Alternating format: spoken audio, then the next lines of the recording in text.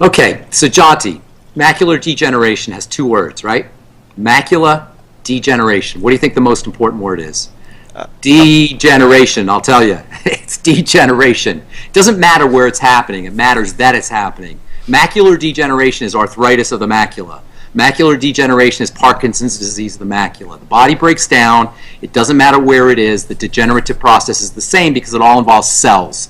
Whether they're macula cells or brain cells or joint cells, it doesn't matter what particular cells they are. What matters is they're degenerating. In the case of the macula, it refers to the center of the eye that perceives color, and it's also the part of the eye that we tend to use the most. We tend to look at things through the center of our eye. We tend to focus through the center of our eye, so it makes sense that the macula would have the most stress. The macula is where we observe color. The outside part of the eye is where we observe black and white. Do you ever walk into a dark movie theater and it took you a couple minutes to adjust? You come in from a bright light and you have to adjust a little bit, and then gradually you kind of see the movie theater. Right, absolutely. What's happening is when you're out in the sun, the center of your eye is being activated, and you go into the dark movie theater, the outside part of your eye has to be activated, and it takes a couple seconds for that to occur. The reverse process occurs when you leave the movie theater.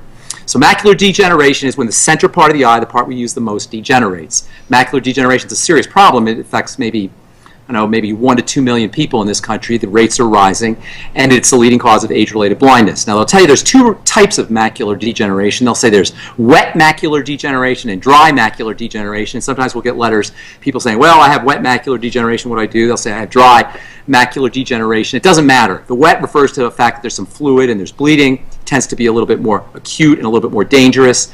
The dry form is a little bit more gradual, but either way, you're looking at degeneration of the cells in the center of the eye in the macula. So what do? Well, you do the same thing that you do for any other degenerative process, and this is a hallmark pillar of health, a hallmark pillar of what I call the bright side philosophy of health. The idea that you do the same, no matter where the degeneration is occurring, you do the same things to resolve it.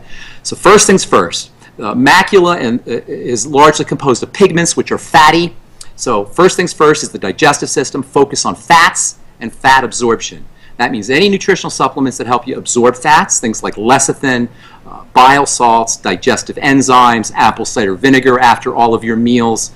And of course, ingesting pigments is also important. Ingesting reds and yellows and greens, especially the yellows and reds. The two main pigments in the center of the eye are called lutein and zeaxanthine, and these tend to be red and yellow pigments. And so you want to make sure you're eating things like tomatoes and watermelon and cantaloupe and squash and of course carrots, all the reds and yellow types of vegetables. You want to make sure you're eating all vegetables, but especially reds and yellow vegetables with your fat absorbing and fat processing nutrients that we just talked about. Algae are an especially good source of these nutrients, by the way. Brown algae, red algae. What makes them brown and what makes them red are the very same pigments that are in your macula. So it's kind of cool. You eat carrots, you eat algae, you eat squash, and the pigments get processed in your digestive system. They go into your blood, they travel through your blood, and they actually deposit in your eyes. So you have little pieces of carrot in your eyes. Right. You have little pieces. Isn't that cool? You have little pieces of watermelon in your eyes. Of course, that presumes that you're going to be digesting, and that's why it's important to use your fat-absorbing nutrients.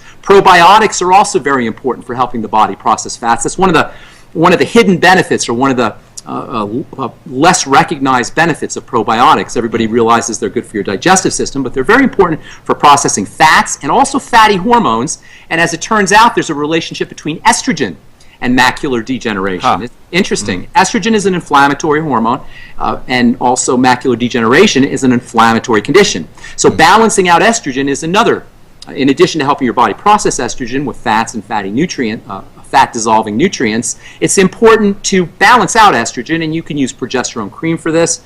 You can use pregnenolone capsules. You can use DHEA. These are all strategies for balancing out excess estrogen, and they'll all have potential benefits for macular degeneration. Fatty vitamins are also important. Vitamin A is probably the most important. Vitamin A deficiency is associated with eye problems. The ancient Egyptians knew this. Vitamin E is also important for the eyes. Vitamin E is a protective nutrient that acts as an electron or a photon sinkhole.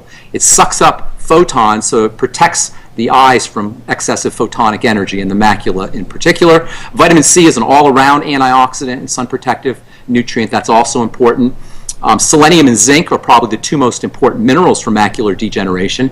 And then the body has an anti-macular degeneration chemical that it makes. And it's also an anti-cancer compound that it makes. It's also an anti-aging compound that it makes. It's a very protective compound called glutathione, which you may have heard of. And anything you can do to help your body make glutathione is going to help you with your eyes as well as other parts of the body.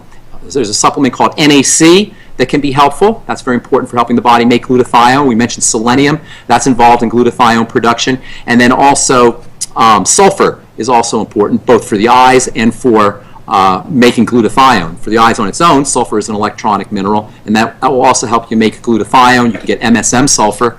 And then the last thing is an amino acid that is a sulfur-based amino acid, one of the most, maybe the most unique of all amino acids, and a very underappreciated one.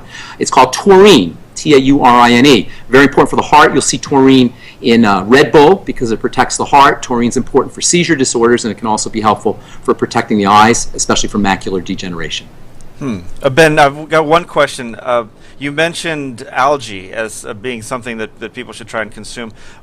How would one go about that? What form would that Lots of forms. You can go, algae is basically seaweed. You can go to an Asian market and you can get your own, algae nori rolls, and you can make your own algae products. Youngevity has a great product called the Z Radical and the Fuchs Z. You can use that. There's lots of algae supplements that you can use. Seaweed, algae. Seaweed and ocean vegetables are an amazingly, amazingly functional food, packed with nutrients, especially electronic nutrients. When you think about it, algae and seaweeds are sitting on the surface of the ocean, so they're going to be in order for them to survive, they've got to have mechanisms, biochemical mechanisms, to absorb and to utilize photonic solar energy.